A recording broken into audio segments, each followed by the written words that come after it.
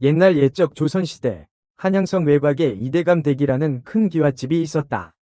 이대감은 조정에서 높은 벼슬을 하는 권세가였지만 아들 이도령 때문에 속이 썩어 문드러질 지경이었다. 이도령은 어려서부터 학문에는 뜻이 없고 오로지 기생집을 드나들며 술과 여자, 노름에 빠져 살았다. 이대감은 아들을 바로잡고자 충직한 종 강쇠를 붙여 감시하게 했지만 이도령의 방탕함은 날이 갈수록 심해졌다. 강쇠는 이도령의 그림자처럼 따라다니며 그가 나쁜 짓을 할 때마다 간곡히 말렸다. 도련님, 이러시면 안 됩니다. 대감마님께서 아시면 크게 노하실 것입니다. 하지만 이도령은 강쇠의 말을 귓등으로도 듣지 않았다. 오히려 강쇠를 천한 종놈이라며 멸시하고 제멋대로 행동했다. 어느 날 이도령은 큰 도박판에 끼어들어 가산을 탕진할 지경에 이르렀다. 빚쟁이들이 들이닥치자 이대감은 하는 수 없이 이도령을 한양 최고의 기생 월매에게 팔아넘기듯 혼인시켰다. 월매는 절세가인이었지만 아버지의 빚 때문에 기생이 된 기구한 운명이었다. 그녀는 이도령의 첩실로 들어가게 되었지만 마음속으로는 깊은 슬픔과 절망을 사귀고 있었다. 월매는 빼어난 미모와 몸매, 그리고 고혹적인 분위기로 이도령을 단숨에 사로잡았다. 이도령은 월매에게 푹 빠져 밤낮으로 그녀를 탐닉했다. 하지만 그의 마음은 진정한 사랑이 아닌 소유욕과 욕정에 불과했다. 월매는 이도령의 곁에서 겉으로는 화려한 생활을 했지만 속으로는 점점 더 깊은 외로움과 절망에 빠져들었다. 강쇠는 이도령을 따라 월매의 처소에 드나들면서 그녀의 슬픈 눈빛과 가녀린 어깨를 보며 연민을 느꼈다. 월매 또한 강쇠의 충직함과 따뜻한 마음씨에 위로를 받았다. 두 사람은 남몰래 서로에게 위지하며 조심스럽게 마음을 키워나갔다. 어느 깊은 밤, 월매는 강쇠에게 자신의 기구한 사연을 털어놓았다. 강쇠는 월매의 이야기에 눈물을 흘리며 그녀를 이 끔찍한 곳에서 구해내겠다고 다짐했다.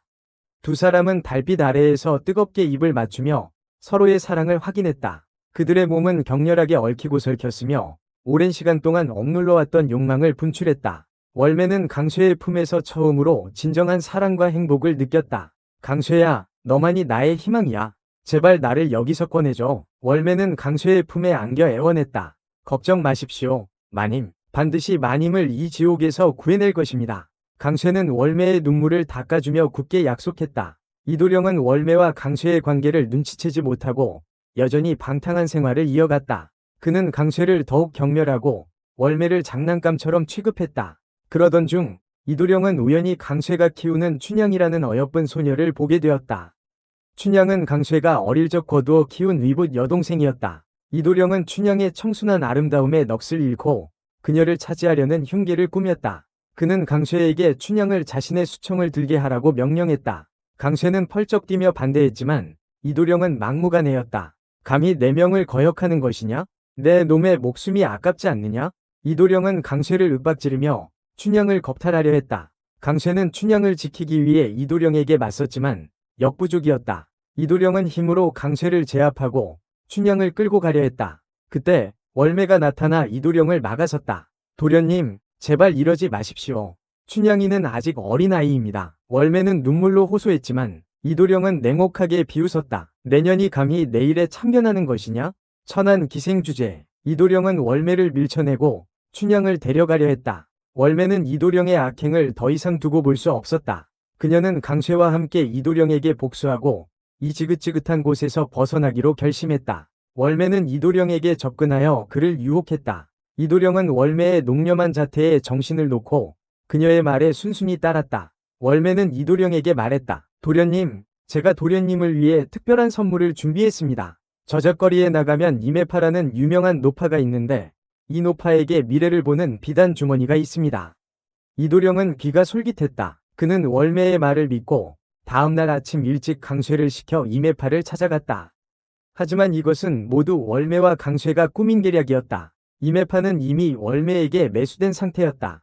강쇠는 임해파에게 받은 가짜 비단 주머니를 이도령에게 건넸다. 이도령은 주머니를 들여다보며 월매가 알려준 대로 주문을 외웠다. 하지만 아무런 일도 일어나지 않았다. 이게 무슨 소용이냐? 아무것도 보이지 않는다. 이도령은 투덜거렸다. 도련님, 그 주머니는 특별한 힘이 있어서 특정한 장소에서 특정한 자세로 봐야만 미래를 볼 수 있습니다. 강쇠는 능청스럽게 말했다. 이도령은 강쇠의 말을 믿고 그가 이끄는 대로 따라갔다. 그들이 도착한 곳은 인적이 드문 깊은 산속이었다. 강쇠는 이도령에게 풀밭에 누워 눈을 감고 100까지 세라고 말했다. 이도령은 의심 없이 강쇠의 말대로 했다. 이도령이 눈을 감고 숫자를 세는 동안 강쇠는 미리 준비해둔 밧줄로 이도령을 꽁꽁 묶었다. 이도령은 뒤늦게 속았다는 것을 깨달았지만 이미 때는 늦었다. 강쇠, 이놈, 당장 날 풀어줘. 이도령은 발악했지만 강쇠는 냉정하게 말했다. 도련님, 그동안 저와 월매마님, 그리고 춘향이에게 저지른 죄를 뉘우치십시오. 이것이 당신에게 내리는 벌입니다. 강쇠는 이도령을 묶어둔 채 월매와 춘향을 데리고 도망쳤다. 그들은 이도령의 눈을 피해 멀리 떨어진 곳으로 가서 작은 초가집을 짓고 살기 시작했다. 강쇠와 월매는 서로를 위지하며 춘향을 친딸처럼 키웠다. 세 사람은 비록 가난했지만 서로를 아끼고 사랑하며 행복하게 살았다. 한편 이도령은 며칠 동안 굶주림과 추위에 떨다가 간신히 밧줄을 풀고 집으로 돌아왔다.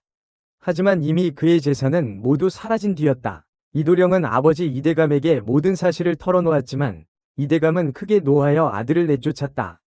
이도령은 하루아침에 거지 신세가 되었다. 그는 지난날의 잘못을 뉘우쳤지만 이미 때는 늦었다. 그는 떠돌이 생활을 하며 비참한 최후를 맞이했다. 월매는 강쇠와 혼인하여 그를 진심으로 사랑하고 존경하며 살았다. 그들은 춘향을 곱게 키워 시집 보내고 아들딸을 낳아 행복한 가정을 이루었다. 강쇠는 월매에게 말했다. 마님, 이제 우리는 진정한 자유를 찾았습니다. 더 이상 그 누구에게도 얽매이지 않고 우리만의 행복을 만들어갈 것입니다. 월매는 강쇠의 품에 안겨 눈물을 흘렸다. 그녀는 지난날의 고통을 잊고 새로운 삶을 시작할 수 있다는 희망에 가슴이 벅차올랐다. 밤이 깊어지자 강쇠와 월매는 서로를 탐닉하며 뜨거운 사랑을 나누었다. 그들의 몸은 하나가 되어 격렬하게 움직였고 오랜 시간 동안 억눌러왔던 욕망을 분출했다. 월매는 강쇠의 품에서 진정한 행복과 만족을 느꼈다. 강쇠와 월매, 그리고 춘향은 서로에게 힘이 되어주며 어떤 어려움 속에서도 꿋꿋하게 살아갔다. 그들의 이야기는 오랜 세월 동안 사람들의 입에서 입으로 전해져 내려왔다. 시간이 흘러 강쇠와 월매는 백발이 성성한 노인이 되었다. 그들은 여전히 서로를 아끼고 사랑하며 행복한 노년을 보냈다. 어느 날 강쇠는 월매에게 말했다. 마님, 우리는 참으로 험난한 세월을 함께 헤쳐왔습니다. 하지만 당신이 있었기에 나는 모든 것을 이겨낼 수 있었습니다. 월매는 강쇠의 손을 잡고 미소를 지었다. 저 또한 마찬가지입니다. 서방님, 당신은 나의 구원자이자 나의 영원한 사랑입니다. 두 사람은 서로의 눈을 바라보며 지난날을 회상했다. 그들의 눈가에는 주름이 가득했지만 그들의 사랑은 여전히 깊고 뜨거웠다. 어느덧 해가 저물고 붉은 노을이 온 세상을 물들였다. 강쇠와 월매는 서로의 어깨에 기대앉아 아름다운 석양을 바라보았다. 그들의 모습은 마치 한 폭의 그림처럼 아름다웠다. 그들은 그렇게 오랫동안 행복하게 살다가 같은 날 같은 시에 눈을 감았다. 그들의 사랑은 영원히 변치 않을 것이며 그들의 이야기는 영원히 사람들의 기억 속에 남을 것이다.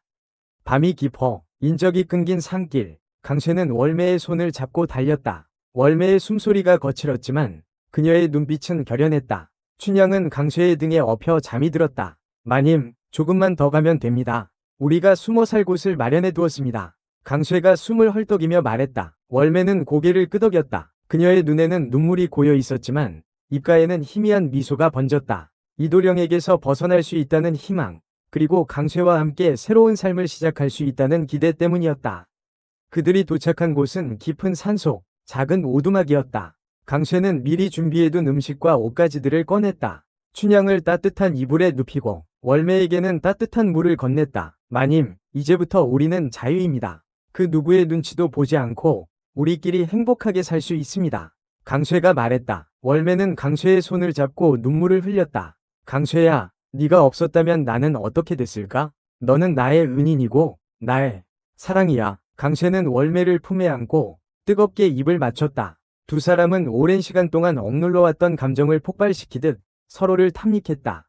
달빛 아래 오두막 안에서는 두 사람의 거친 숨소리와 신음소리가 밤새도록 이어졌다.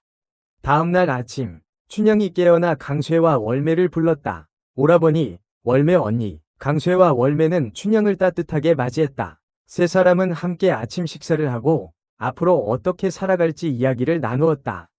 강쇠는 사냥을 하고 월매는 밭을 가꾸며 춘향은 집안일을 돕기로 했다.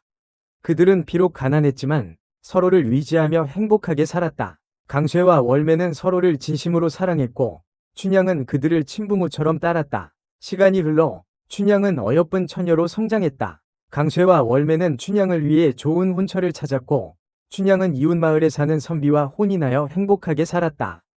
강쇠와 월매는 춘향을 시집 보낸 후 더욱 서로에게 위지하며 살았다. 그들은 늙고 병들어 죽는 날까지 서로를 사랑하고 아끼며 행복하게 살았다. 한편 이도령은 모든 것을 잃고 비참한 최후를 맞이했다. 그는 지난날의 잘못을 뉘우쳤지만 이미 때는 늦었다. 그의 이야기는 사람들에게 교훈을 주는 이야기로 전해져 내려왔다. 강쇠와 월매의 사랑 이야기는 아름다운 전설이 되어 오랫동안 사람들의 입에 오르내렸다. 그들의 사랑은 신분과 역경을 뛰어넘은 진정한 사랑이었으며 그들의 행복은 그 어떤 어려움 속에서도 꺾이지 않는 강인한 생명력을 보여주었다. 밤하늘에는 별들이 반짝이고 강쇠와 월매의 오두막에서는 따뜻한 불빛이 새어나왔다. 그들의 행복은 영원할 것이며 그들의 사랑은 영원히 기억될 것이다. 몇 년 후 강쇠와 월매는 아들, 딸을 낳아 다복한 가정을 이루었다. 아이들은 씩씩하고 건강하게 자라났으며 강쇠와 월매는 아이들에게 정직과 성실, 그리고 사랑의 중요성을 가르쳤다. 어느덧 세월이 흘러 강쇠와 월매는 백발이 성성한 노인이 되었다. 그들은 여전히 서로를 아끼고 사랑했으며 지난날의 어려움을 함께 이겨낸 것을 자랑스럽게 생각했다. 어느 날 저녁, 강쇠와 월매는 오두막 앞에 앉아 석양을 바라보았다. 붉게 물든 하늘은 마치 두 사람의 뜨거운 사랑을 닮은 듯했다. 마님, 우리는 참으로 많은 일을 겪었습니다. 하지만 당신과 함께였기에 모든 것을 이겨낼 수 있었습니다. 강쇠가 월매의 손을 잡으며 말했다. 월매는 강쇠의 눈을 바라보며 미소를 지었다. 저 또한 마찬가지입니다. 서방님, 당신은 나의 전부이고 나의 영원한 사랑입니다. 두 사람은 서로의 어깨에 기대앉아 아무 말 없이 석양을 바라보았다. 그들의 마음은 평화와 행복으로 가득 차 있었다. 다음 날 아침, 강쇠와 월매는 평소처럼 일어나 아침 식사를 준비했다. 하지만 월매는 갑자기 가슴에 통증을 느끼며 쓰러졌다. 강쇠는 깜짝 놀라 월매를 부축했지만 월매는 이미 숨을 거둔 뒤였다. 강쇠는 월매의 죽음에 슬픔을 금치 못했다. 그는 월매를 껴안고 오랫동안 울었다. 마을 사람들은 강쇠를 위로했지만 그의 슬픔은 쉽게 가시지 않았다. 강쇠는 월매를 양지 바른 곳에 묻고 매일 그녀의 무덤을 찾아가 꽃을 바치고 이야기를 나누었다. 그는 월매를 잊지 못하고 그녀를 그리워하며 살았다. 몇 년 후 강쇠도 월매의 뒤를 따라 세상을 떠났다. 마을 사람들은 강쇠를 월매의 무덤 옆에 묻어주었다. 두 사람의 무덤은 마치 한 몸처럼 붙어 있었고 그 위에는 아름다운 꽃들이 피어 있었다. 강쇠와 월매의 이야기는 사람들의 입에서 입으로 전해져 내려왔다. 그들의 사랑은 시대를 초월한 진정한 사랑의 표본으로 여겨졌으며 그들의 이야기는 영원히 사람들의 마음속에 남아있을 것이다. 그들의 사랑은 어려움을 이겨내고 행복을 찾아가는 여정이었다. 그리고 그 여정은 영원히 끝나지 않을 것이다.